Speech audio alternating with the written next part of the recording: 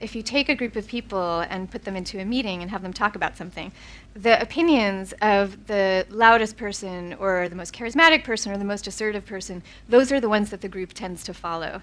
And yet, researchers have looked at this. There's no correlation between being that best talker and having the best ideas. I mean, like zero correlation. I think that we're living in a society now that is so overly extroverted. As we shifted from an agricultural economy to a corporate one, we started to admire people who could be magnetic and charismatic, because these were the qualities that seemed to matter for job interviews and things like that.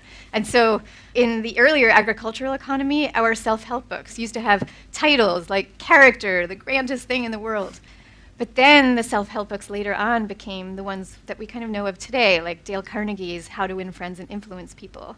And those were all about teaching us to be more entertaining, more dynamic, and that kind of thing. You know, I think for any trait of human nature, any aspect, it has its pros and it has its cons. And what I'm saying is that for too long we've looked at introversion only through its disadvantages, and we've looked at extroversion only through its advantages. So I'm trying to now fill in the gaps. And what that can sometimes sound like is, you know, down with extroverts, up with introverts.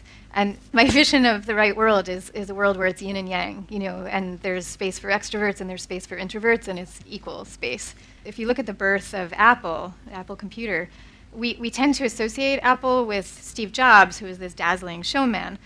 But really, the person who invented the Apple computer was a different Steve. It was Steve Wozniak, who was a self-identified introvert.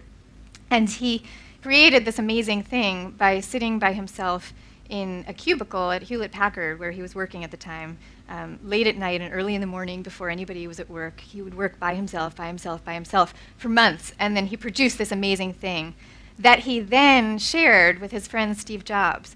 And then it was Steve Jobs who said, hey, we should start a company with this. This is amazing. Without Steve Jobs, none of it ever would have come to pass.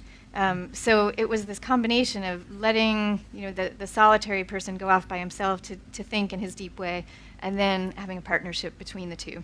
And in fact, you know, in companies, it's been found that the most effective teams are the ones that are a combination of introvert and extrovert. And the two types are really drawn to each other and really need each other.